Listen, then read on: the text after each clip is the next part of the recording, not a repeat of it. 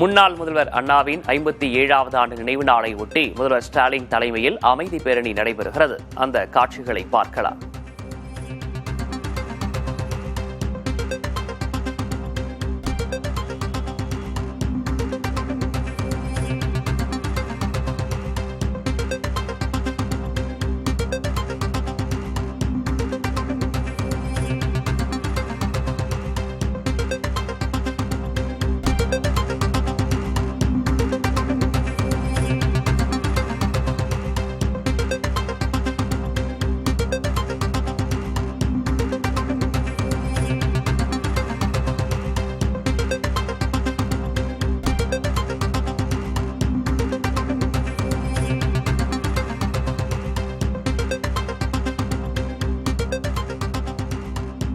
மறைந்த முன்னாள் முதலமைச்சர் பேரறிஞர் அண்ணாவின் 57வது நினைவு தினத்தை ஒட்டி சென்னை வாலாஜா சாலை சந்திப்பிலிருந்து அண்ணா சதுக்கம் வரை முதலமைச்சரும் திமுக தலைவருமான மு.க. ஸ்டாலின் தலைமையில் திமுகவினர் அமைதி பேரணியை நடத்தி வருகிறார்கள். காட்சிகளில் பார்க்கிறோம். உடன் அமைச்சர் பெருமக்கள் உள்ளிட்ட திமுகவின் முக்கிய நிர்வாகிகள் மற்றும் அமைச்சர் பெருமக்களும் இருக்கிறார்கள்.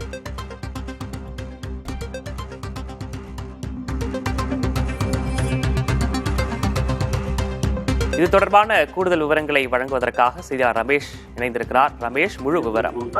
முன்னாள் முதலமைச்சர் பேரறிஞர் அண்ணாவின் 57வது நினைவு நாளை ஒட்டி அவருடைய குறிப்பாக திமுக சார்பில் பேரணிக்கு ஏற்பாடு செய்யப்பட்டிருக்கிறது. வாலாஜா சாலையில் ஆரம்பித்து நேரடியாக அவருடைய நினைவிடம் வரை கிட்டத்தட்ட ஒரு 2 கிலோமீட்டருக்கு இந்த பேரணி என்பது நடைபெற இருக்கிறது. சற்று முன்பாக முதலமைச்சர் கூட தன்னுடைய ட்விட்டர் பக்கத்துல கருத்தையும் தெரிவித்திருந்தார். இந்த நிலையில இந்த பேரணியில் மூத்த அமைச்சர்கள், கட்சியுடைய முக்கிய நிர்வாகிகள் அனைவரும் பங்கேற்றிருக்கிறார்கள். அண்ணா 1969 இதே பிப்ரவரி 3ஆம் தேதி தான் அவர் முதலமைச்சராக இருந்த போதே அவர் மறைவுற்றார். இந்த நிலையில் இந்த பேரணி என்பது 57வது ஆண்டாக தொடர்ச்சியாக நினைவு நாளாக கொண்டாடப்படுகிறது. வந்த நினைவு நாளில் அனுசரிக்கப்படுகிறது. நினைவு நாளில் மட்டுமல்ல, ஒவ்வொரு நாளும் அண்ணனை நினைக்கும் நாள்தான் எங்களுக்கு. அண்ணா சாலை, அண்ணா சிலைகள், அண்ணா மேம்பாலம், அண்ணா நூலகம், அண்ணா பேருந்து நிலையங்கள் என அண்ணா பெயர் சூட்டிய தமிழ்நாட்டின் ஒவ்வொரு பகுதியிலும் அவரே நிறைந்திருக்கும்படி செய்தது கழக அரசு என்று எக்ஸ் தளத்தில் முதலமைச்சர் பதிவிட்டிருக்கிறார். மொழி திணிப்பு, பண்பாட்டு திணிப்பு, நிதி நெருக்கடி என்றெல்லாம் பஞ்சங்களை செய்து கொண்டு துரோகிகளை எல்லாம் துணைக்கு அழைத்துக் கொண்டு வந்தாலும் பாஜக அரசின் ஆணவத்துக்கும் ஆதிக்கத்துக்கும் அண்ணாவின் தமிழ்நாட்டில் கெட் அவுட் தான் என்றும், ஆண்டுகள் எத்தனை ஆனாலும் தமிழ்நாட்டை அண்ணாதான் ஆள்கிறார் என்று அவர் AIVO ஒன்றையும் பதிவு செய்திருக்கிறார். நினைவு நாளில் மட்டுமல்ல, ஒவ்வொரு நாளும் அண்ணனை நினைக்கும் நாள் தான் எங்களுக்கு என்று பதிவு செய்திருக்கிறார் முதலமைச்சர். அண்ணாவின் பெயரால் நிற்கக்கூடிய நிறுவனங்கள் பெயரையும் அவர் சுட்டிக்காட்டியிருக்கிறார். அண்ணா லைப்ரரி, அதே போல அண்ணா யூனிவர்சிட்டி போன்ற விஷயங்களை எல்லாம் அவர் நினைவுபடுத்தி தனது கருத்தை தெரிவித்திருக்கிறார். இந்த வாலாஜா சாலையில முழுக்கும் பாத்தீங்கன்னா போக்குவரத்து ஒரு வழிப்பாதையாக மாற்றப்பட்டிருக்கிறது. முதலமைச்சர் வருகையின் காரணமாக நிறுத்தப்பட்டிருக்கிறது. இதே போன்று பாத்தீங்கன்னா இன்று மாலை மதிமுக சார்பிலும் பேரணிக்கு ஏற்பாடு செய்யப்பட்டிருக்கிறது. இதனை தொடர்ச்சியாக அதிமுகவிலும் பல்வேறு தலைவர்கள் அண்ணா நினைவிடத்தில் மரியாதை செலுத்த இருக்கிறார்கள். ரமேஷ், பேரறிஞர் அண்ணாவின் நினைவு நாளை ஒட்டி முன்னதாக இன்று காலையிலேயே முதலமைச்சர் மு.க. ஸ்டாலின் ட்விட்டரில் அந்த பதிவை பார்த்தோம். அதனைத் தொடர்ந்து தற்போது அமைதி பேரணி நடைபெற்றுக் கொண்டிருப்பதையும் பார்க்க முடிகிறது. கிட்டத்தட்ட 2 கிலோமீட்டருக்கு இந்த பேரணி நடைபெறும் என்று குறிப்பிட்டிருந்தீங்க. இப்ப நேரடியாக அண்ணா நினைவிடம் சென்று அங்கு அஞ்சலி செலுத்துவது, அடுத்தடுத்து என்னென்ன நிகழ்வுகள் நடைபெற இருக்கின்றது? அதாவது பார்த்தீங்கன்னு சொன்னால், இன்று இது திமுக சார்பில் இந்த நினைவு அஞ்சலி செலுத்தப்படும். அதற்கு பிறகு அதிமுக சார்பில் கட்சியுடைய மூத்த தலைவர்கள் அஞ்சலி செலுத்திருக்கிறார். டிடிவி தினகரன், சசிகலா உள்ளிட்டோரும் அவர்கள் செய்திருக்கிறார்கள். அண்ணா வழியில் அயராது உழைப்போம், மக்களிடம் செல்வோம், களம் 2026 உறுதியாக வெல்லும் என்று நேற்றைக்கும் முதலமைச்சர் அறிக்கை வெளியிட்டிருந்தார். அந்த அமைதி பேரணி என்பது தமிழ்நாட்டின் வளர்ச்சியை மீண்டும் படுகொலியில் தள்ள நினைக்கும் சதியை அண்ணாவின் தம்பிகளான கலைஞரின் உடன்பிறப்புகளான நாம் தான் முறியடித்திட வேண்டும் என்று நேற்று ஒரு அறிக்கையை முதலமைச்சர் வெளியிட்டிருந்தார். அதாவது பாத்தீங்கன்னா 1967 தான் முதன்முறையாக திமுகவின் ஆட்சி அமைந்தது.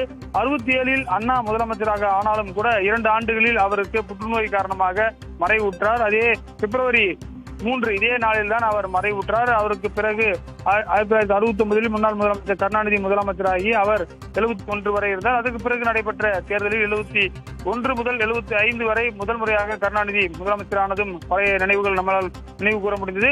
1949 திமுக ஆரம்பிக்கப்பட்டது. ஆரம்பிக்கப்பட்ட முக்கியமான தலைவர்களில் ஒருவராக இருந்தவர் தான் அண்ணா. அண்ணாவை பொறுத்தவரை அவர் பல முக்கியமான கட்டங்களில் கட்சியை வழிநடத்தி சென்றவர். அவர் பார்த்தீர்கள் என்று சொன்னால் பல தேர்தல்களில் அவர் வெற்றி பெற்றிருக்கிறார். அது மட்டும் இல்லாமல் அவர் முதலமைச்சரான போது அவர் குறிப்பாக ராஜ்யசபா உறுப்பினராக இருந்ததும் நம்மால் நினைவு கூற முடிகிறது. அண்ணாவுடைய பேச்சு, பார்லிமெண்ட்ல அவர் பேசின போன்ற விஷயங்களை இன்னமும் அவர்கள் சுட்டிக்காட்டிக் கொண்டிருக்கிறார்கள். குறிப்பாக தற்போது கூட அண்ணாவினுடைய பழைய வசனங்கள் போன்றவற்றை திமுகவினர் தொடர்ச்சியாக தங்களுடைய சமூக தளங்கள் மூலமாக பரப்பி வருகிறார்கள். இந்த பராசக்தி படம் வெளியான போது கூட அண்ணாவை சார்ந்த பழைய வசனங்கள் எல்லாம் சோசியல் மீடியாவில் அதிகமாக திமுகவினர் பரவி செய்து வந்தார்கள். இந்த நிலையில் தான் அண்ணாவுடைய நினைவு நாள் இன்றைக்கு 57வது ஆண்டாக அனுசரிக்கப்பட்டு வருகின்றது. ரமேஷ், அண்ணாவின் நினைவு நாளை போற்றும் விதமாக அமைதி பேரணி நடைபெற்று வருவதை நாம் காட்சிகளின் வாயிலாக பார்க்கிறோம். முன்னதாக முதலமைச்சர் வருகை தருகிறார். அமைச்சர் பெருமக்கள் எல்லாம் உடன் இருக்கிறார்கள். அந்த காட்சிகளை நாம் தொடர்ந்து பார்க்கலாம். ரமேஷ்,